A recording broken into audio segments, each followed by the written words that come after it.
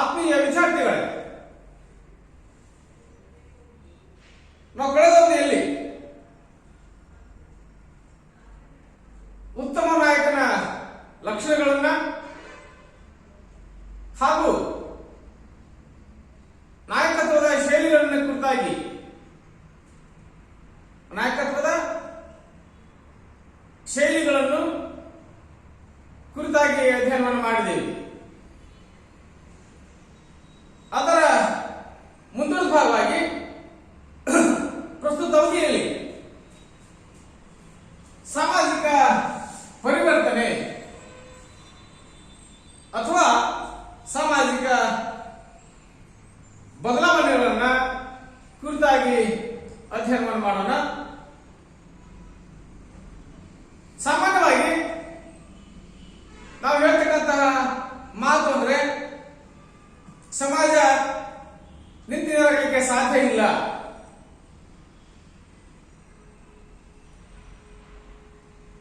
ಪರಿವರ್ತನೆ ಜಗದ ನಿಯಮ,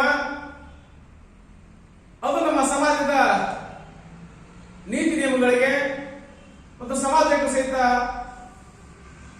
ಅನ್ವಯವಾದನ್ನು ನಾವು ಕಂಡುಕೊಳ್ಳಬಹುದು. ಪರಿವರ್ತನೆ ಜಗದ ನಿಯಮ ಅಂದ್ಕೊಂಡ ಮೇಲೆ ಈ ಜಗತ್ತಿನ ಒಂದು ಭಾಗವಾಗಿ ಸಮಾಜವು ಸಹಿತ ನಿತ್ಯ ಪರಿವರ್ತನಶೀಲವಾದಂತಹ ಗುಣವನ್ನ ಹೊಂದಿರಲಿಕ್ಕೆ ಸಾಧ್ಯ ಆಗ್ತದೆ. ಯಾವ ಸಮಾಜ ತನ್ನನ್ನು ತಾನು ಬದಲಾವಣೆಗೆ ಒಳಪಡಿಸಲಿಕ್ಕೆ ಸಾಧ್ಯ ಇಲ್ಲ, ಆ ಸಮಾಜದ ಪ್ರಗತಿಯನ್ನು ಕಾಣಲಿಕ್ಕೆ ಸಾಧ್ಯ ಆಗುವುದಿಲ್ಲ. ಆ ಸಮಾಜ ಈ ಜಗತ್ತಿನಿಂದ, ಈ ಜನಮಾನಸದಿಂದ ಅತ್ಯಂತ ದೂರ, ಬಹುದೂರ ಹೋಗೋದನ್ನು ನಾವು ಕಂಡುಕೊಳ್ಳಿಕ್ಕೆ ಪ್ರಯತ್ನ ಮಾಡಬಹುದು. ಹಾಗಾಗಿ ಸಮಾಜ ಏನಿದೆ ಇದೊಂದು ಗತಿಶೀಲ ಪ್ರಕ್ರಿಯೆಯಾಗಿ ತನ್ನ ಸೇವೆಯನ್ನ ಸಲ್ಲಿಸೋದನ್ನು ನಾವು ಕಾಣ್ತಾ ಹೋಗ್ತೇವೆ. ಹಾಗಿದ್ದಾದ್ರೆ ನಾವು ಸಮಾಜವನ್ನು ಅಧ್ಯಯನ ಮಾಡಬಹುದಂತಾನೆ ಗುಡ್ಡಗಾಡುಗಳಲ್ಲಿ ಅರವತ್ತೆಯಾಗಿ ಹಸಿಮಾಂಸ ಗಡ್ಡೆ ಗೆಣಸುಗಳನ್ನು ತಿರ್ತಕ್ಕಂತಹ ಮನುಷ್ಯ ನಾಗರಿಕನಾಗಿ ಒಂದು ನಾಗರಿಕ ಸಮಾಜವನ್ನು ನಿರ್ಮಿಸತಕ್ಕಂಥ ಕೆಲಸವನ್ನ, ನಾಗರಿಕ ಸಮಾಜವನ್ನು ನಿರ್ಮಿಸುವ ಜೊತೆಗೇನೆ ನಾಗರಿಕ ಮೌಲ್ಯಗಳನ್ನ ಅಳವಡಿಸಿಕೊಳ್ಳುವ ಮೂಲಕ ತನ್ನ ಬದುಕನ್ನ ಬದಲಾಯಿಸಿಕೊಳ್ಳೋದನ್ನು ನಾವು ಕಾಣಲಿಕ್ಕೆ ಸಾಧ್ಯ ಆಗ್ತದೆ. ಹಾಗಿದ್ದಾದ್ರೆ ಕಾಡು ಮೇಡುಗಳಲ್ಲಿ, ಗುಡ್ಡಗಾಡುಗಳಲ್ಲಿ ಹಸಿಮಾಂಸವನ್ನು ತಿನ್ನುತ್ತಾ ಗೆಣಸುಗಳನ್ನ ತಿಂದು ಜೀವಿಸ್ತಕ್ಕಂತಹ ಮಾನವ ಒಂದು ನಾಗರಿಕ ಜೀವಿಯಾಗಿ ನಾಗರಿಕ ಸಮಾಜದ ಸೃಷ್ಟಿ ಮಾಡುವ ಮೂಲಕವಾಗಿ ನಾಗರಿಕ ಮೌಲ್ಯಗಳ ಸಾಕಾರ ಮೂರ್ತಿಯಾಗಿ ಪರಿವರ್ತನೆ ಆಗೋದಕ್ಕೆ ಮೂಲ ಕಾರಣವೇ ನಮ್ಮದೇ ಆಗಿರುವಂತಹ ಸಾಮಾಜಿಕ ಬದಲಾವಣೆ ಅಥವಾ ಸಾಮಾಜಿಕ ಪರಿವರ್ತನೆ ಕಂಡುಕೊಳ್ಳಿಕ್ಕೆ ಸಾಧ್ಯ ಆಗ್ತದೆ. ಹಾಗಾಗಿ ಒಂದು ಅನಾಗರಿಕನಾಗಿ ಅರಿತಕ್ಕಂತಹ ಮನುಷ್ಯ ಇನ್ನು ನಾಗರಿಕನಾಗಿ ಒಬ್ಬ ತಂತ್ರಜ್ಞನಾಗಿ ತನಗೆ ಬೇಕಾಗಿರ್ತಕ್ಕಂತಹ ಎಲ್ಲ ಸೌಲಭ್ಯಗಳನ್ನು ಪಡೆದುಕೊಳ್ಳುವ ಮೂಲಕವಾಗಿ ಇಡೀ ಪ್ರಕೃತಿಯನ್ನ ನಿಯಂತ್ರಣ ಮಾಡತಕ್ಕಂತಹ ಶಕ್ತಿ ಸಾಮರ್ಥ್ಯ ಹೊಂದಲಿಕ್ಕೆ ಕಾರಣನೇ ಸಾಮಾಜಿಕ ಬದಲಾವಣೆ ಅಥವಾ ಸಾಮಾಜಿಕ ಪರಿವರ್ತನೆಯನ್ನು ನಾವು ಕಾರಣ ಕಂಡುಕೊಳ್ಳಿಕ್ಕೆ ಪ್ರಯತ್ನ ಮಾಡಬಹುದು. ಹಾಗಾಗಿ ಈ ಪರಿವರ್ತನಾಶೀಲತೆ ಗುಣ ಏನಿದೆ ಅದು ಸಮಾಜದ ಆಂತರಿಕ ಗುಣಲಕ್ಷಣ.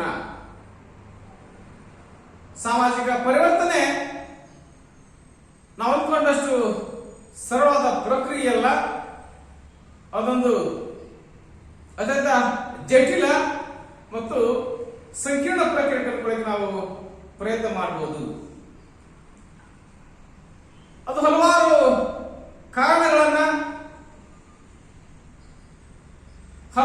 ಕಾರಣಗಳಿಂದಾಗಿ ಹಲವಾರು ರೂಪಗಳಲ್ಲಿ ಹಲವಾರು ವಿಧಗಳಲ್ಲಿ ನಮಗೆ ಗೋಚರ ಆಗಲಿಕ್ಕೆ ಸಾಧ್ಯ ಆಗ್ತದೆ, ಸಂಭವಿಸಲಿಕ್ಕೆ ಸಾಧ್ಯ ಆಗ್ತದೆ. ಹಾಗಾಗಿ ನಾವು ಹೇಳ್ತಾ ಹೋಗ್ತೀವಿ, ಸಮಾಜ ನಿತ್ಯ ಪರಿವರ್ತನಶೀಲ ಪ್ರಕ್ರಿಯೆ ಕಂಡುಕೊಳ್ಳಿಕ್ಕೆ ಸಾಧ್ಯ ಆಗ್ತದೆ. ಹಾಗಿದ್ದರೆ ಸಾಮಾಜಿಕ ಬದಲಾವಣೆಯ ಅರ್ಥ ಒಂದು ವಸ್ತು, ಒಂದು ಜೀವಿ ಅಥವಾ ಸನ್ನಿವೇಶ ಪರಿಸ್ಥಿತಿಯಲ್ಲಿ ಕಾಲಕಾಲಕ್ಕೆ ಕಂಡುಬರುವ ವ್ಯತ್ಯಾಸಗಳೇ ಸಾಮಾಜಿಕ ಪರಿವರ್ತನೆ. ಹಾಗಾದ್ರೆ ನಾವು ಚರ್ಚೆ ಮಾಡ್ತಾ ಹೋಗ್ತೀವಿ, ಒಂದು ವಸ್ತು, ಒಂದು ಜೀವಿ ಅಥವಾ ಸನ್ನಿವೇಶ ಪರಿಸ್ಥಿತಿಯಲ್ಲಿ ಕಾಲಕಾಲಕ್ಕೆ ಕಂಡು ಬರತಕ್ಕಂತಹ ವ್ಯತ್ಯಾಸಗಳೇ ಸಾಮಾಜಿಕ ಪರಿವರ್ತನೆ ಅಥವಾ ಸಾಮಾಜಿಕ ಬದಲಾವಣೆಯನ್ನು ಕಂಡುಕೊಳ್ಳಕ್ಕೆ ಪ್ರಯತ್ನ ಮಾಡಬಹುದು. ಹಾಗಿದ್ದಾದ್ರೆ ನಮ್ಮ ಸಮಾಜವನ್ನು ನಾವು ಹಿಂದಿನ ಕಾಲದಲ್ಲಿ ನೋಡಿರೋ ಹಾಗೆಯೇ ಈಗಿನ ಕಾಲದಲ್ಲಿ ನೋಡಿರೋ ಹಾಗೆಯೇ ಕೇವಲ ಕಡಿಮೆ ಅವಧಿಯಲ್ಲಿ ಬಹಳ ಬದಲಾವಣೆ ಆಗೋದನ್ನು ಕಂಡುಕೊಳ್ಳಕ್ಕೆ ನಾವು ಪ್ರಯತ್ನ ಮಾಡಬಹುದು.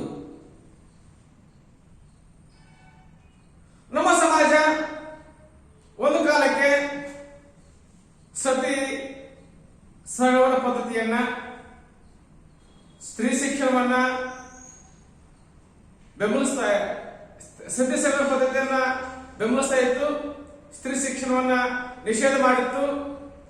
ವಿಧವಾ ವಿವಾಹ, ಮರು ವಿವಾಹ, ವಿವಾಹ ವಿಚ್ಛೇದನ ಈ ಯಾವ ಸಹಿತ ನಮಗೆ ಗೊತ್ತಿದ್ದಿರಲಿಲ್ಲ. ಆದ್ರೆ ಪ್ರಸ್ತುತ ದಿನಮಾನಗಳಲ್ಲಿ ಇವೆಲ್ಲೂ ಸಹಿತ ಸಾಮಾನ್ಯ ಚಟುವಟಿಕೆಗಳಾಗಿರೋದನ್ನು ಕಂಡುಕೊಳ್ಳಕ್ಕೆ ನಾವು ಪ್ರಯತ್ನ ಮಾಡಬಹುದು. ಮದುವೆ ಆಗ್ತದೆ, ಇಷ್ಟ ಇಲ್ವಾ, ನಿನ್ ಪಾಡ ನೀನು ಹೋಗು, ನನ್ನ ಪಾಡ ನಾವು ಅಷ್ಟೇ ಕೆಲಸ. ವಿವಾಹ ವಿಚ್ಛೇದನ, ಒಂದು ಕಾಲಕ್ಕೆ ಗಂಡ ಬಿಟ್ಟಳು ಅಂತಂದ್ರೆ, ಹೆಂಡತಿ ಬಿಟ್ಟಳು ಅಂತಂದ್ರೆ ಅವರನ್ನ ಸಮಾಜ ನೋಡ್ತಕ್ಕಂತಹ ದೃಷ್ಟಿಕೋನ ಬೇರೆ ಇತ್ತು. ಆದ್ರೆ ಪ್ರಸ್ತುತ ಅವಧಿಯಲ್ಲಿ ಗಂಡ ಬಿಟ್ಟೊಳಗೆ ಮತ್ತೊಬ್ಬ ಗಂಡ ಸಿಗ್ತಾನೆ, ಡಿವೋರ್ಸ್ ಆದಂತ ವ್ಯಕ್ತಿಗೆ ಮತ್ತೊಬ್ಬ ಮಗಳನ್ನ ಕೊಡ್ತಾ ಹೋಗ್ತಾನೆ. ಈ ರೀತಿಯ ಹೆಂಡತಿ ಬಿಟ್ಟವನಿಗೆ ಮತ್ತೊಂದು ಮದುವೆ ಆಗಲಿಕ್ಕೆ ಸಾಧ್ಯ ಆಗ್ತದೆ. ಯಾವುದೋ ಸಾಧ್ಯ ಅನ್ನಲ್ಲ, ಯಾವುದು ಸಹಿತ ಅಪ್ರಸ್ತುತವೂ ಅಲ್ಲ. ಹಾಗಾಗಿ ನಾವು ನೋಡ್ತಾ ಹೋಗ್ತೀವಿ, ವಿಧವಾ ವಿವಾಹ, ಮರು ವಿವಾಹ, ವಿವಾಹ ವಿಚ್ಛೇದನ ಮತ್ತೆ ಸತಿ ಪದ್ಧತಿ ಈಗೆಲ್ಲ ಇರಲಿಕ್ಕೆ ಸಾಧ್ಯ ಇಲ್ಲ. ಹಿಂದಿನ ಕಾಲದಲ್ಲಿ ಗಂಡ ಸತ್ರೆ ಹೆಂಡತಿ ಅವನ ಚಿತೆಯನ್ನು ಹಾರಿ ಪ್ರಾಣವನ್ನ ಅರ್ಪಿಸ್ತಿದ್ಲು. ನಾವು ಇತಿಹಾಸದಲ್ಲಿ ಓದ್ತೀವಿ, ಅಧ್ಯಯನ ಮಾಡ್ತಾ ಹೋಗ್ತೀವಿ. ಈ ಕಾಲ ಬದಲಾವಣೆ ಆಗಿದೆ, ಯಾವ ಸತಿನೂ ಸಹಿತ ಚಿತೆಯನ್ನು ಇರಲಿಕ್ಕೆ ಸಾಧ್ಯ ಇಲ್ಲ. ಗಂಡ ಸತ್ತ ಮೂರು ಮತ್ತೊಂದು ಮದುವೆಯನ್ನ ಅವಳು ಆಗ್ತಾನೆ, ಅವಳು ಆಗ್ತಾಳೆ, ಅವನು ಆಗ್ತಾನೆ.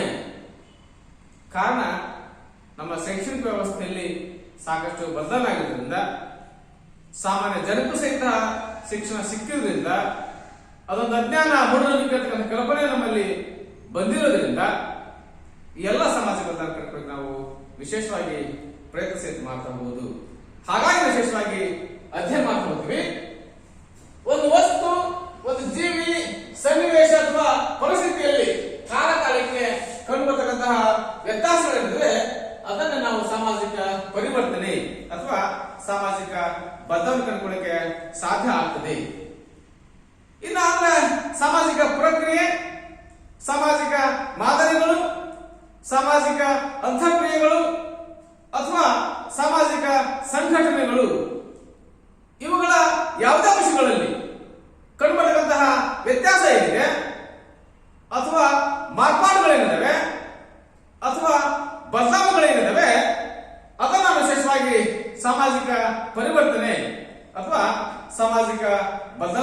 ಕಂಡುಕೊಳ್ಳಲಿಕ್ಕೆ ಸಾಧ್ಯ ಆಗ್ತದೆ.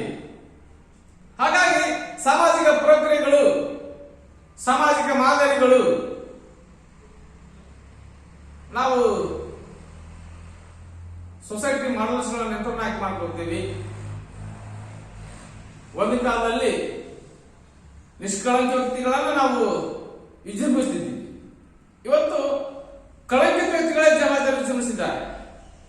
ಜೈಲಿಗೆ ಹೋಗಿ ಬಂದಿರೋರನ್ನ, ಕೊಲೆ ಸುಲಿಗೆ ದರೋಡೆ ಮಾಡೋರನ್ನ, ಅತ್ಯಾಚಾರ ಮಾಡೋರನ್ನ ನಾವು ಇವತ್ತು ಮಾಡ್ತಿದ್ದೀವಿ, ಬೆಂಬಲಿಸ್ತಾ ಇದ್ದೀವಿ. ಹಾಗಾಗಿ ಸಮಾಜ ಬದಲಾಗೋದಕ್ಕೆ ನಾವು ಸಾಕ್ಷಿನಾಗಿ ಎಲ್ಲ ದಾಖಲೆಗಳನ್ನು ಕೊಡಲಿಕ್ಕೆ ಪ್ರಯತ್ನ ಸಹಿತ ಮಾಡ್ತಾ ಹೋಗ್ತೀವಿ. ಹಾಗಿದ್ದಾದ್ರೆ ವ್ಯಾಖ್ಯಾನ ತಿಳ್ಕೊಳ್ಳಿಕ್ಕೆ ಸಾಧ್ಯ ಆದ್ರೆ ಮೈಕೆಲ್ ಫೇಸ್ ಅವರ ಪ್ರಕಾರ, ಸಮಾಜಶಾಸ್ತ್ರಜ್ಞ ಮೈಕೆಲ್ ಫೇಸ್ ಅವರ ಪ್ರಕಾರ ಸಾಮಾಜಿಕ ಸಂಬಂಧಗಳಾಗತಕ್ಕಂತಹ ಬದಲಾವಣೆಯೇ ಸಾಮಾಜಿಕ ಪರಿವರ್ತನೆ. ಸಾಮಾಜಿಕ ಸಂಬಂಧಗಳಾಗತಕ್ಕಂತಹ ಬದಲಾವಣೆ ಏನಿದೆ ಅದನ್ನೇ ನಾವು ವಿಶೇಷವಾಗಿ ಸಾಮಾಜಿಕ ಪರಿವರ್ತನೆ ಕಂಡುಕೊಳ್ಳಕ್ಕೆ ಸಾಧ್ಯ ಆಗ್ತದೆ. ಹಾಗಾಗಿ ಸಾಮಾಜಿಕ ಸಂಬಂಧಗಳೆಲ್ಲ ಸಾಕಷ್ಟು ಬದಲಾವಣೆ ಕಂಡುಕೊಳ್ಳಕ್ಕೆ ಪ್ರಯತ್ನ ಮಾಡಬಹುದು.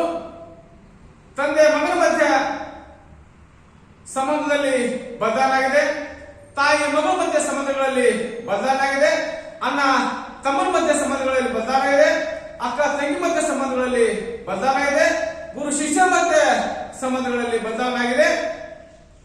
ಗುರು ಬ್ರಹ್ಮ, ಗುರು ವಿಷ್ಣು, ಗುರುದೇವ ಮಹೇಶ್ವರ, ಗುರುವೇ ಸಾಕ್ಷಾತ್ ಪರಬ್ರಹ್ಮ, ತಸ್ಮೈ ಶ್ರೀ ಗುರುವೇ ನಮಃ ಅಂತಿದ್ರು ಒಂದು ಕಾಲಕ್ಕೆ. ಇವತ್ತು ಗುರುವೇ ನಮಃ, ಗುರುವೇ ನಮಃ ಅಂತಕ್ಕಂತಹ ಪದ್ಧತಿ ಅಥವಾ ಪ್ರಜ್ಞೆ ನಮ್ಮಲ್ಲಿ ಬಂದ ಕಂಡುಕೊಳ್ಳಕ್ಕೆ ಸಾಧ್ಯ ಆಗ್ತದೆ. ಹಾಗಾಗಿ ಸಾಮಾಜಿಕ ಸಂಬಂಧಗಳಲ್ಲಾಗತಕ್ಕಂತಹ ಪರಿವರ್ತನೆ ಏನಿದೆ ಅಥವಾ ಬದಲಾವಣೆ ಏನಿದೆ ಅದನ್ನು ವಿಶೇಷವಾಗಿ ಸಾಮಾಜಿಕ ಪರಿವರ್ತನೆ ಅಥವಾ ಸಾಮಾಜಿಕ ಬದಲಾವಣೆ ಕಂಡುಕೊಳ್ಳಿಕ್ಕೆ ಸಾಧ್ಯ ಆಗ್ತದೆ. ಇನ್ನ ಸಾಮಾಜಿಕ ಪರಿವರ್ತನೆಯನ್ನ ನಿರ್ಧರಿಸತಕ್ಕಂತಹ ಅಂಶಗಳು, ಸಾಮಾಜಿಕ ಪರಿವರ್ತನೆಯನ್ನು ನಿರ್ಧರಿಸತಕ್ಕಂತಹ ಅಂಶಗಳನ್ನು ಕಂಡುಕೊಳ್ಳಿಕ್ಕೆ ಸಾಧ್ಯ ಆದ್ರೆ ಫಸ್ಟ್ ಆಗಿ ಭೌತಿಕ ಅಂಶಗಳು, ಫಿಸಿಕಲ್ ಫ್ಯಾಕ್ಟರ್ಸ್ ಕಂಡುಕೊಳ್ಳಿಕ್ಕೆ ಸಾಧ್ಯ ಆಗ್ತದೆ.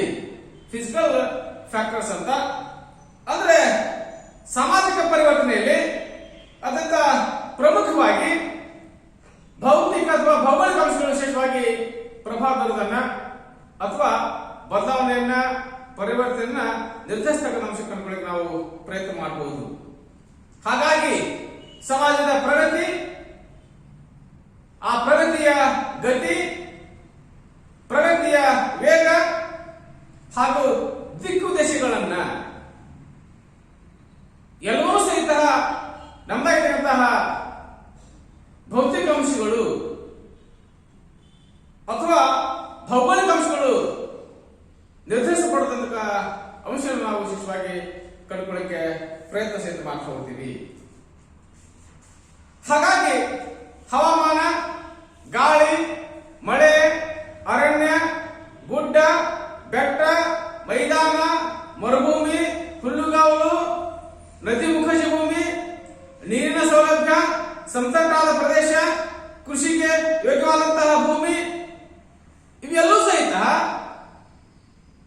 ನಮ್ಮದಾಗಿರುವಂತಹ ಸಾಮಾಜಿಕ ಪರಿವರ್ತನೆಗೆ, ಸಾಮಾಜಿಕ ಬದಲಾವಣೆಗೆ ಕಾರಣವಾಗುವುದನ್ನು ಕಂಡುಕೊಳ್ಳಕ್ಕೆ ನಾವು ಪ್ರಯತ್ನ ಸಹಿತ ಮಾಡ್ತಾ ಹೋಗ್ತೀವಿ. ಹಾಗಿದ್ದಾದ್ರೆ ಮತ್ತೆ ಕೆಲವು ಸಹಿತ ಶೀಘ್ರ ರೀತಿಯಲ್ಲಿ ಬದಲಾವಣೆ ಆಗ್ತಾ ಹೋಗ್ತವೆ. ನಮ್ಮದಾಗಿದ್ದಂತಹ ನಾಗರಿಕತೆ ಬೆಳೆದು ಬಂದದ್ದು ನದಿ ಮುಖಜ ಭೂಮಿಗಳಲ್ಲಿ, ಸಿಂಧೂ ನದಿ ನಾಗರಿಕತೆ ಆಗಿರ್ಬೋದು, ಈಜಿಪ್ಟ್ ಆಗಿರ್ಬೋದು, ಮೆಸೊಪೊಟೇಮಿಯಾ ಆಗಿರ್ಬೋದು, ಇಂಕಾ ಆಗಿರ್ಬೋದು, ಮಾಯ ಆಗಿರ್ಬೋದು, ಚೀನಾ ನಾಗರಿಕತೆ ಆಗಿರ್ಬೋದು, ಎಲ್ಲೂ ಸಹಿತ ಬೆಳೆದು ಬಂದಂತದ್ದು ನದಿ ದಡದಲ್ಲೇ ಬೆಳೆದು ಬರಲಿಕ್ಕೆ ಸಾಧ್ಯ ಆಗ್ತದೆ. ಅಲ್ಲಿ ಹೊಸ ಸಮಾಜದ ಸೃಷ್ಟಿ ಆಗಲಿಕ್ಕೆ ಸಾಧ್ಯ ಆಗ್ತದೆ. ಕಾರಣ ಏನು? ಅಲ್ಲಿರ್ತಕ್ಕಂತಹ ಕುಡಿಲಿಕ್ಕೆ ಯೋಗ್ಯವಾದಂತಹ ಭೂಮಿ, ಕೃಷಿಗೆ ಫಲವತ್ತಾದ ಕುಡಿಲಿಕ್ಕೆ ಯೋಗ್ಯವಾದಂತಹ ನೀರು, ಕೃಷಿಗೆ ಫಲವತ್ತಾದಂತಹ ಭೂಮಿ, ವಾಸ ಮಾಡಲಿಕ್ಕೆ ತಕ್ಕದಾದಂತಹ ಪ್ರದೇಶ, ಇವೆಲ್ಲೂ ಸಹಿತ ಅಲ್ಲಿರೋದ್ರಿಂದ ಅಲ್ಲಿ ನಮ್ಮದಾದಂತಹ ನಾಗರಿಕತೆ ಬೆಳೆದಲಿಕ್ಕೆ ಸಾಧ್ಯ ಆಗ್ತದೆ. ಹಾಗಾಗಿ ವಿಶೇಷವಾಗಿ ಹೇಳ್ತೀವಿ ಭೌಗೋಳಿಕ ಅಂಶಗಳೇನಿದಾವೆ ಅವು ವಿಶೇಷವಾಗಿ ನಮ್ಮದಾಗಿರುವಂತಹ ಸಾಮಾಜಿಕ ಪರಿವರ್ತನೆಯನ್ನ, ಸಾಮಾಜಿಕ ಬದಲಾವಣೆಯನ್ನ ನಿರ್ಧರಿಸತಕ್ಕಂಥ ಕೆಲಸದಲ್ಲಿ ಅತ್ಯಂತ ಪ್ರಮುಖ ಪಾತ್ರವನ್ನು ವಹಿಸಲು ಕಂಡುಕೊಳ್ಳಿಕ್ಕೆ ನಾವು ಪ್ರಯತ್ನ ಮಾಡಬಹುದು. ಇನ್ನು ಸಹಿತ ಕೆಲವು ದುರ್ಘಟನೆಗಳೇನಿದಾವೆ ಅಥವಾ ಕೆಲವು ಘಟನೆಗಳೇನಿದಾವೆ ಅಥವಾ ಕೆಲವು ಕಾರಣಗಳೇನಿದಾವೆ ಅವು ಸಾಮಾಜಿಕ ಪರಿವರ್ತನೆಯಲ್ಲಿ ಅತ್ಯಂತ ಶೀಘ್ರವಾದಂತಹ, ಅತ್ಯಂತ ವೇಗವಾದಂತಹ ಬದಲಾವಣೆ ಕಂಡುಕೊಳ್ಳಿಕ್ಕೆ ಅವಕಾಶ ಮಾಡಿಕೊಡ್ತಾ ನಾವು ಪ್ರಯತ್ನ ಸಹಿತ ಮಾಡ್ತಾ ಹೋಗ್ತೀವಿ. ಅದರಲ್ಲಿ ಪ್ರಮುಖವಾಗಿ ಬಿರುಗಾಳಿ, ಚಂಡಮಾರುತ, ಪ್ರವಾಹ, ಭೂಕಂಪ, ಪ್ರಕೃತಿ ಕೋಪ ಇವೆಲ್ಲವೂ ಸಹಿತ ಇದ್ದಾವೆ. ನೀವೊಂದು ಊರೇ ಮುಳುಗಡೆ ಆಗ್ತದೆ, ಹಾಗಾಗಿ ಅಲ್ಲಿನ ಜನ ಎತ್ತರ ಪ್ರದೇಶಕ್ಕೆ ಸ್ಥಳಾಂತರ ಹೊಂದ್ತಾರೆ. This is the social change. This is a social change ಅಂತೆ.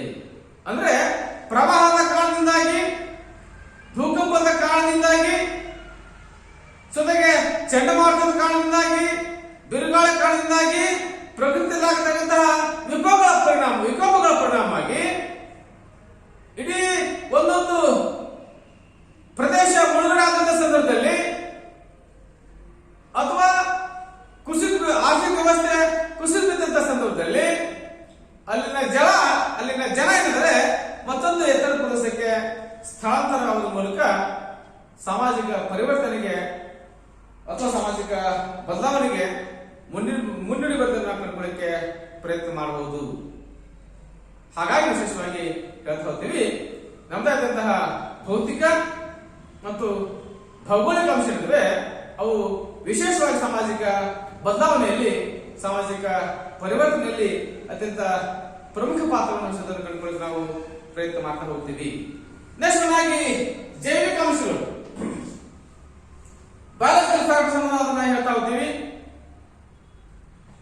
ಜೈವಿಕ ಅಂಶಗಳಾಗಿರ್ತಕ್ಕಂತಹ, ಬಯಾಲಜಿಕಲ್ ಫ್ಯಾಕ್ಟರ್ಸ್ ಆಗಿರ್ತಕ್ಕಂತಹ ಆನುವಂಶಿಕತೆ ಅಂದ್ರೆ ಹೆರಿಡಿಟಿ, ಜನನ, ಬರ್ತ್ ಅಂತೆ, ಮರಣ ಪ್ರಮಾಣ, ಬರ್ತ್ ರೇಟು, ಡೆತ್ ರೇಟು, ಜನಸಂಖ್ಯೆಯ ಗಾತ್ರ, ಡೆಮೋಗ್ರಫಿ ಏನಿದೆ ಅದನ್ನ ನಾವು ಕಂಡುಕೊಳ್ಳಕ್ಕೆ ಪ್ರಯತ್ನ ಮಾಡ್ತಾ ಹೋಗ್ತೀವಿ. ಎಲ್ಲೂ ಸಹಿತ ಸಾಮಾಜಿಕ ಪರಿವರ್ತನೆಗೆ ಪ್ರಮುಖ ಕಾರಣವನ್ನು ಕಂಡುಕೊಳ್ಳಕ್ಕೆ ನಾವು ಪ್ರಯತ್ನ ಮಾಡ್ತಾ ಹೋಗ್ತೀವಿ. ಹಾಗಾಗಿ ವಿಪರೀತ ಜನಸಂಖ್ಯೆ ಹೆಚ್ಚಳದಿಂದಾಗಿ ಭ್ರೂಣ ಹತ್ಯೆ, ವಿಳಂಬ ವಿವಾಹ ಮುಂತಾದವುಗಳನ್ನು ನಾವು ಜಾರಿಗೆ ಬಂದಿರುವುದನ್ನು ಕಂಡುಕೊಳ್ಳಕ್ಕೆ ಪ್ರಯತ್ನ ಮಾಡಬಹುದು. ಜನಸಂಖ್ಯೆ ಬೆಳವಣಿಗೆ, ಆಹಾರದ ಕೊರತೆ, ಆಹಾರದ ಸಮಸ್ಯೆ, ವಸತಿ ಸಮಸ್ಯೆ, ನಿರುದ್ಯೋಗ, ಬಡತನ, ಯುದ್ಧ, ಅನಾರೋಗ್ಯ, ಕಳ್ಳತನ, ದರೋಡೆ, ಕೊಲೆ, ಸುಲಿಗೆ, ಜೊತೆಗೆ ನಮ್ದಾಗಿದ್ದಂತಹ ಎಲ್ಲ ಸಮಸ್ಯೆಗಳಿಗೆ, ಕೊಳಚೆ ಪ್ರದೇಶಗಳಿಗೆ ಕಾರಣವಾಗಿದ್ದನ್ನು ಕಂಡುಕೊಳ್ಳಕ್ಕೆ, ನಾವು ಸ್ಲಮ್ಗಳಿಗೆ ಕಾರಣವಾಗಿದ್ದನ್ನು ಕಂಡುಕೊಳ್ಳಕ್ಕೆ ನಾವು ಪ್ರಯತ್ನ ಮಾಡ್ತಾ ಹೋಗ್ತೀವಿ. ಹಾಗಾಗಿ ಜೈವಿಕ ಅಂಶಗಳು ಸಹಿತ ನಮ್ದಾಗಿದ್ದಂತಹ ಈ ಸಾಮಾಜಿಕ ಪರಿವರ್ತನೆ ಮೇಲೆ, ಸಾಮಾಜಿಕ ಬದಲಾವಣೆ ಮೇಲೆ ವಿಶೇಷವಾಗಿ ಪ್ರಭಾವ ಬೀರೋದನ್ನು ನಾವು ಕಂಡುಕೊಳ್ಳಕ್ಕೆ ಸಾಧ್ಯ ಆಗ್ತದೆ. ನೆಕ್ಸ್ಟ್ ಸಾಂಸ್ಕೃತಿಕ ಅಂಶಗಳು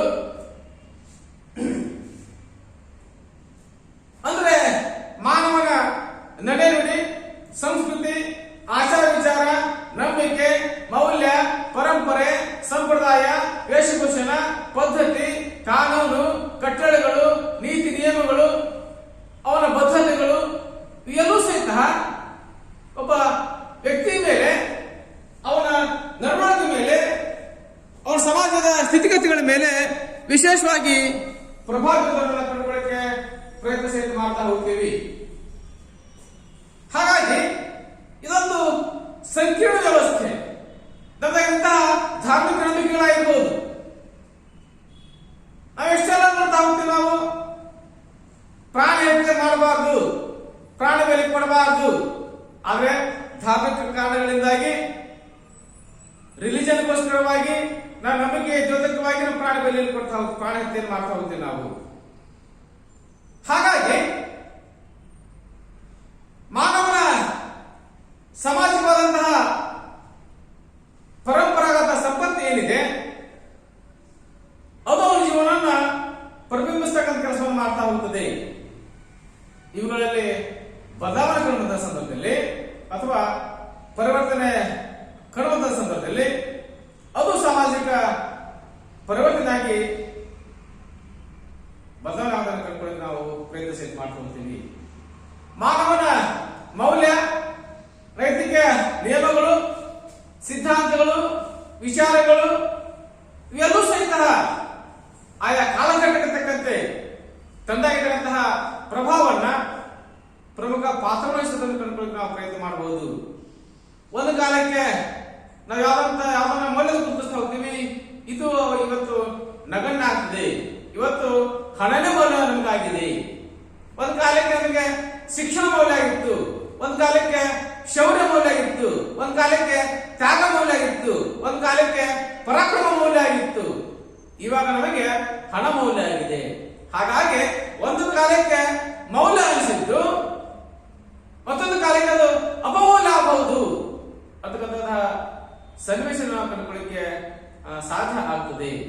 ಹಾಗಾಗಿ ಇತ್ತೀಚಿನ ದಿನಮಾನಗಳಲ್ಲಿ ಶಿಕ್ಷಣ ಪಡೆದಂತಹ ಅವಕಾಶಗಳಿಂದ ಎಲ್ಲರೂ ಸಹಿತ ವಿದೇಶಿಗೆ ಹೋಗತಕ್ಕಂತಹ ಫಾರಿನ್ಗೆ ಬರ್ತಕ್ಕಂತಹ ಅವಕಾಶ ಕಂಡುಕೊಳ್ಳಿಕ್ಕೆ ಸಾಧ್ಯ ಆಗ್ತದೆ. ಈ ಪಾಶ್ಚಿಮಾತ್ಯ ಸಂಸ್ಕೃತಿ ಸಹಿತ ನಮ್ದಾಗಿದ್ದಂತಹ ವೇಷಭೂಷಣಗಳ ಮೇಲೆ, ನಮ್ದಾಗಿದ್ದಂತಹ ಆಹಾರ ಪದ್ಧತಿಗಳ ಮೇಲೆ, ನಮ್ದಾಗಿದ್ದಂತಹ ನೈತಿಕ ನಿಯಮಗಳ ಮೇಲೆ, ನಮ್ದಾಗಿದ್ದಂತಹ ವಿಶೇಷವಾದಂತಹ ಜೀವನ ಪದ್ಧತಿ ಮೇಲೆ, ನಮ್ದಾಗಿದ್ದಂತಹ ಆಹಾರದ ಮೇಲೆ, ಟೋಟಲಿ ಆಗಿ ಸಾಮಾಜಿಕ ಸ್ಥಿತಿಗತಿಗಳ ಮೇಲೆ ಈ ಪಾಶ್ಚಿಮಾತ್ಯ ಸಂಸ್ಕೃತಿ ನೇರವಾಗಿ ಪ್ರತ್ಯಕ್ಷವಾಗಿ ಪ್ರಭಾವ ಬೀರುವುದನ್ನು ಕಂಡುಕೊಳ್ಳಿಕ್ಕೆ ಸಾಧ್ಯ ಆಗ್ತದೆ. ಹಾಗಾಗಿ ಒಂದು ಸಮಾಜ ಮತ್ತೊಂದು ಸಮಾಜದ ವರ್ತನೆಗಳನ್ನ ಅನುಸರಿಸುವ ಮೂಲಕವಾಗಿ ತನ್ನನ್ನು ತಾನು ಬದಲಾಯಿಸಿಕೊಳ್ಳಿಕ್ಕೆ ವಿಶೇಷವಾದಂತಹ ಪ್ರಯತ್ನ ಸಹಿತ ಮಾಡೋದನ್ನು ನಾವು ಕಂಡುಕೊಳ್ಳಿಕ್ಕೆ ಸಾಧ್ಯ ಆಗ್ತದೆ. ಹಾಗಾಗಿ ಕಾಲ ಕಾಲಕ್ಕೆ ಆಗ್ತಕ್ಕಂತಹ ಎಲ್ಲ ಬದಲಾವಣೆಗಳಿರ್ತವೆ ಅಥವಾ ಸಾಂಸ್ಕೃತಿಕ ಅಂಶಗಳೇನಿದ್ದಾವೆ ಎಲ್ಲೂ ಸಹಿತ ನಮ್ದ ಸಾಮಾಜಿಕ ಪರಿವರ್ತನೆ ಮೇಲೆ, ಸಾಮಾಜಿಕ ಬದಲಾವಣೆ ಮೇಲೆ ನೇರವಾದಂತಹ ಪ್ರತ್ಯಕ್ಷವಾದಂತಹ ಪ್ರಭಾವ ಬೀರುವುದನ್ನು ನಾವು ಕಾಣಬಹುದು. ನೆಕ್ಸ್ಟ್ ತಾಂತ್ರಿಕ ಅಂಶಗಳು ನಮ್ದಾಗಿದ್ದಂತಹ ಒಂದು ಕಾಲಕ್ಕೆ ಟಿವಿಗಳಿದ್ದಿರಲಿಲ್ಲ, ಮೊಬೈಲ್ಗಳಿದ್ದಿರಲಿಲ್ಲ, ರೇಡಿಯೋಗಳಿದ್ದಿರಲಿಲ್ಲ, ಫ್ರಿಡ್ಜ್ಗಳಿದ್ದಿರಲಿಲ್ಲ, ವಾಷಿಂಗ್ ಮಷಿನ್ ಇದ್ದಿರಲಿಲ್ಲ, ಫ್ಲೋರಿಂಗ್ ಇರಲಿಲ್ಲ, ವಿದ್ಯುತ್ ಇದ್ದಿರಲಿಲ್ಲ. ಅವರು ಸ್ವಲ್ಪ ಜನ ಬದುಕಿದ್ರು, ಆರೋಗ್ಯ ಬದುಕಿದ್ರು, ನೆಮ್ಮದಿಯಾಗಿ ಬದುಕಿದ್ರು. ಇವತ್ತು ನಮಗೆ ಟಿವಿ ಇದೆ, ಫ್ರಿಡ್ಜ್ ಇದೆ, ವಾಷಿಂಗ್ ಮಷಿನ್ ಇದೆ, ಮೊಬೈಲ್ ಇದೆ, ಲ್ಯಾಂಡ್ಲೈನ್ ಇದೆ, ಕಂಪ್ಯೂಟರ್ ಇದೆ, ವಿದ್ಯುತ್ ಶಕ್ತಿ ಇದೆ, ಅಣುಬಾಂಬುಗಳಿದಾವೆ, ಎಲ್ಲ ಇದೆ, ನಮಗೆ ನೆಮ್ಮದಿ ಇಲ್ಲ. ಹಾಗಾಗಿ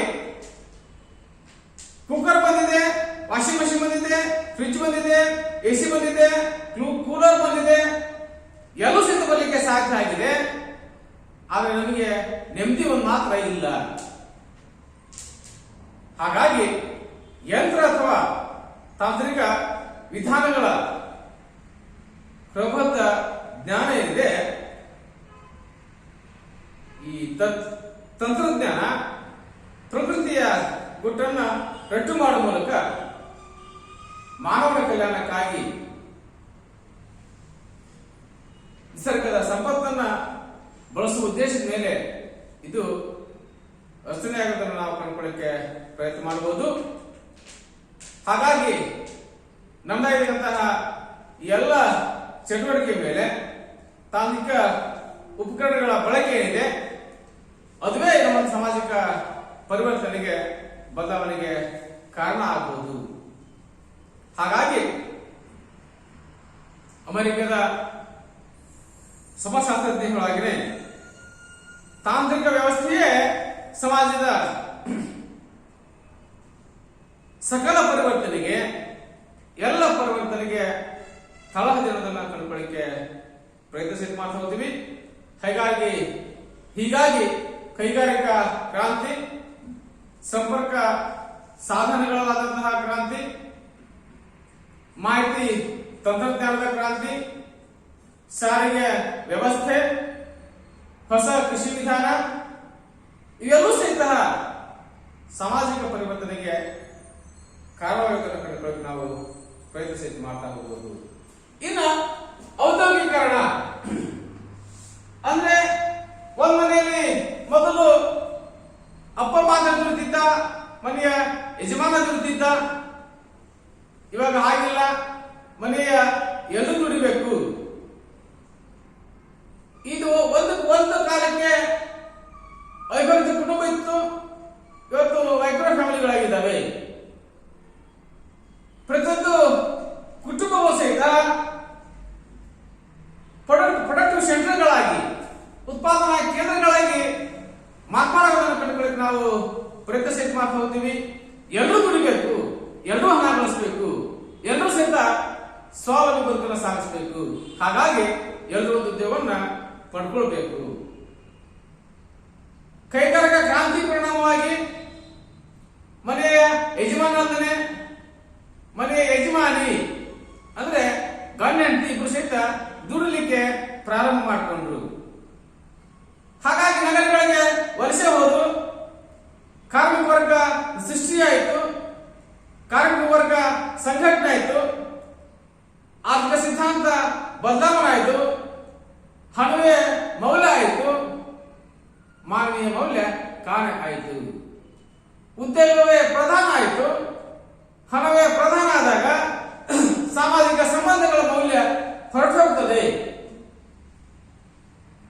ಹಾಗಾಗಿ ಯಾರಿಗೂ ಸಮಯ ಇಲ್ಲ, ಎಲ್ಲೂ ಸಹಿತ ನಿರಂತರ ಉದ್ಯೋಗದಲ್ಲಿ ತೊಡಗಿರೋದ್ರಿಂದ ನಮಗೆ ಹೆಚ್ಚೆಚ್ಚು ಹಣ ಬರ್ತದೆ. ಹಣದಲ್ಲಿ ನೆಮ್ಮದಿ ಕಾಣ್ತಕ್ಕಂಥ ಪ್ರಯತ್ನ ಸಹಿತ ಮಾಡ್ತಾ ಹೋಗ್ತೀವಿ ನಾವು. ಹಾಗಾಗಿ ನಮಗೆ ಪ್ರಸ್ತುತ ದಿನಮಾನಗಳಲ್ಲಿ ಔದ್ಯೋಗಿಕ ಕಾರಣದಿಂದಾಗಿ ಆರ್ಥಿಕ ಸಿದ್ಧಾಂತವನ್ನ ಬದಲಿಯಾಗಿರುವುದರಿಂದ ಸಾಮಾಜಿಕ ಪರಿವರ್ತನೆಗೆ ಅದು ಸಹಿತ ಒಂದು ಕಾರಣ ಆಗುವುದನ್ನು ಕಂಡುಕೊಳ್ಳಕ್ಕೆ ಪ್ರಯತ್ನ ಸಹಿತ ಮಾಡ್ತಾ ಹೋಗ್ತೀವಿ. ಹಾಗಾಗಿ ಒಂದು ದೇಶದ ಆಚರಣಾ ಸಮಿತಿಗೆ ಮತ್ತು ಆರ್ಥಿಕ ಸಮಿತಿಗೆ ನೇರವಾದಂತಹ ಸಂಬಂಧ ಇರುವುದನ್ನು ನಾವು ಕಾಣಬಹುದು. ಆಚಾರ ಸಮಿತಿಗೆ ಅಂದ್ರೆ ನಮ್ಮ ನಡೆನುಡಿಗಳಿಗೆ ಮತ್ತು ನಮ್ಮ ಆರ್ಥಿಕ ಸಮಿತಿಗೆ ನೇರವಾದಂತಹ ಸಂಬಂಧ ಇರುವುದರ ಕಾರಣದಿಂದಾಗಿ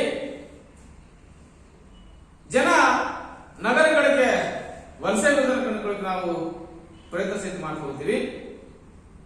ಇದು ಸಹಿತ ಸಾಮಾಜಿಕ ಬದಲಾವಣೆಗೆ ಪ್ರಮುಖ ಕಾರಣವಾಗುವುದನ್ನು ಕಂಡುಕೊಳ್ಳಕ್ಕೆ ನಾವು ಸಾಧ್ಯ ಆಗುತ್ತದೆ. ದೇಶವಾಗಿ ನಗರೀಕರಣದಿಂದಾಗಿ ಸಾಮಾಜಿಕ ಬದಲಾವಣೆಯಲ್ಲಿ ಅತ್ಯಂತ ಪ್ರಮುಖವಾದ ಪಾತ್ರವನ್ನು ವಹಿಸ್ತಾ ಹೋಗುತ್ತೆ. ಇಂದು ಪ್ರಸ್ತುತ ಇಂದಿನ ದಿನಮಾನಗಳಲ್ಲಿ ನಗರಗಳ ಗಾತ್ರ ವರ್ಷಕ್ಕೆ ದಿನಕ್ಕೆ ವಿಶಾಲವಾಗುವುದನ್ನು ಕಂಡುಕೊಳ್ಳಕ್ಕೆ ನಾವು ಪ್ರಯತ್ನ ಮಾಡಬಹುದು.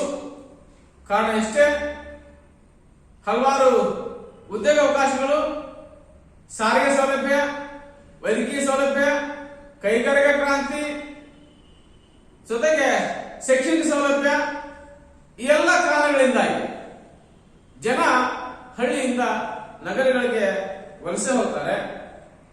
ಹಾಗಾಗಿ ಪ್ರಸ್ತುತ ದಿನಮಾನಗಳಲ್ಲಿ ವಿಪರೀತ ಜನಸಂಖ್ಯೆಯಿಂದಾಗಿ ವಿವಾಹ ಇರ್ಬೋದು, ಮುಂಚೆ ಇರ್ಬೋದು, ಮರಣ, ಸಂಸ್ಕಾರ, ಸ್ಥಿತಿ ಎಲ್ಲ ಕಾರಣಗಳಲ್ಲಿ ಸಾಕಷ್ಟು ಬದಲಾವಣೆಗಳನ್ನು ಕಂಡುಕೊಳ್ಳಕ್ಕೆ ನಾವು ಪ್ರಯತ್ನ ಸಹಿತ ಮಾಡ್ತಾ ಹೋಗ್ತೀವಿ.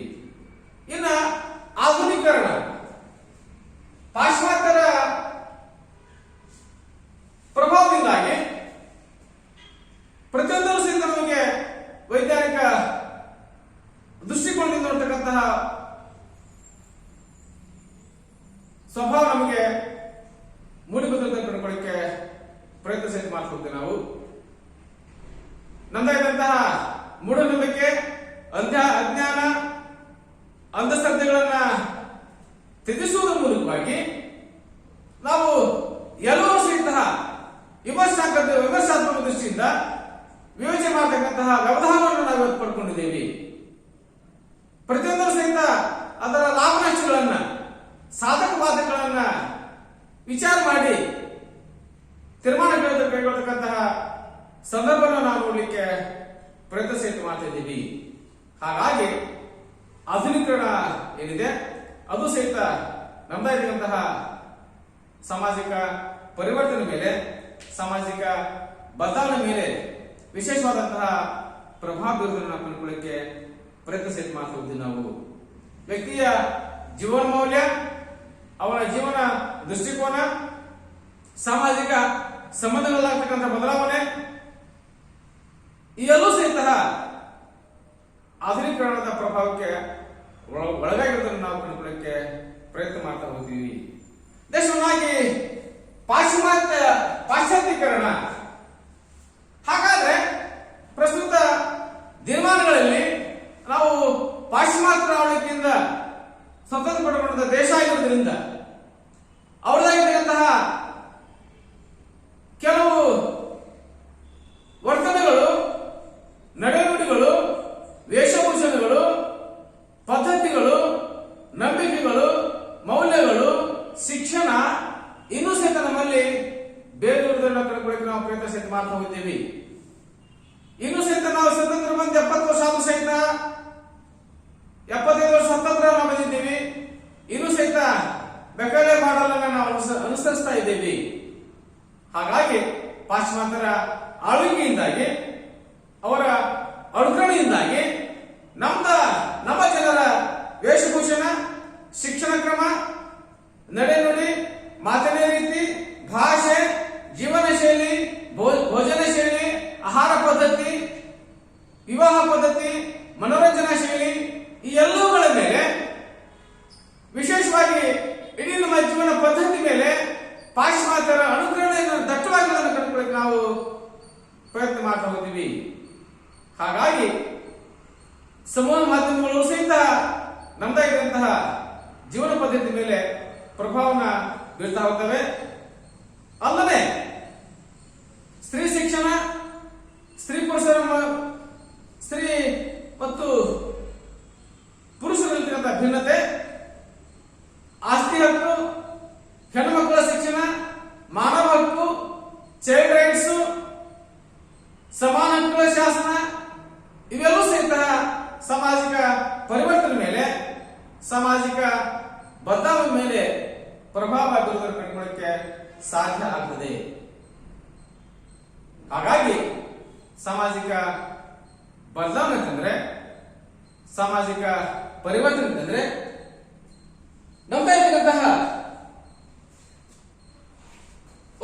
ಒಂದು ವಸ್ತು, ಒಂದು ಜೀವಿ ಅಥವಾ ಸನ್ನಿವೇಶ ಹಾಗೂ ಪರಿಸ್ಥಿತಿಯಲ್ಲಿ ಕಾಲಕಾಲಕ್ಕೆ ಕಂಡುಬರ್ತಕ್ಕಂತಹ ವ್ಯತ್ಯಾಸಗಳಿದ್ರೆ ಅದನ್ನ ನಾವು ಸಾಮಾಜಿಕ ಪರಿವರ್ತನೆ ಅಥವಾ ಸಾಮಾಜಿಕ ಬದಲಾವಣೆ ಕಂಡುಕೊಳ್ಳಕ್ಕೆ ಸಾಧ್ಯ ಆಗ್ತದೆ.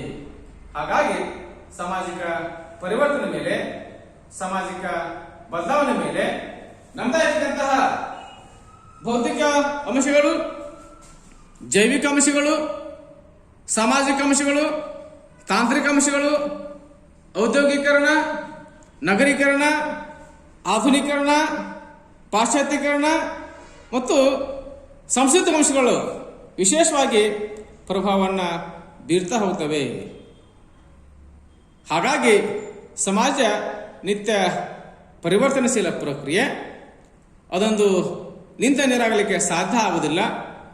ಕಾಲಕಾಲಕ್ಕೆ ನಿರಂತರವಾಗಿ ಬದಲಾವಣೆ ಕಂಡುಕೊಳ್ಳಕ್ಕೆ ನಾವು ಪ್ರಯತ್ನ ಸಹಿತ ಮಾಡ್ತಾ ಹೋಗ್ತೀವಿ.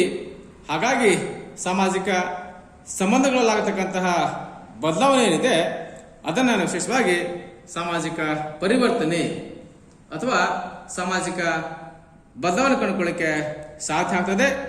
ಎಲ್ಲರಿಗೂ ಧನ್ಯವಾದಗಳು.